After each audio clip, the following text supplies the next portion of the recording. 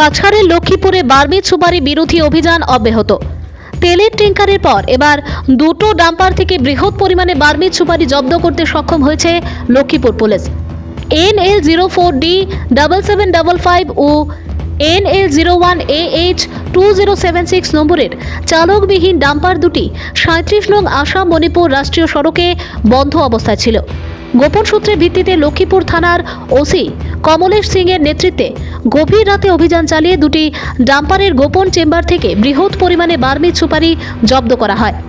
উল্লেখ্য, দীর্ঘদিন ধরে বিভিন্ন মহলে অভিযোগ উঠে আসছে, জিরিঘাট চেক গেটটি উঠিয়ে দেওয়ার কারণে মণিপুর থেকে বিভিন্ন কৌশলে অসম মণিপুর সীমান্তের জিরিঘাট থানা অতিক্রম করে প্রায় প্রতিদিনই নিয়মিত সরবরাহ করা হচ্ছে অবৈধ সামগ্রী।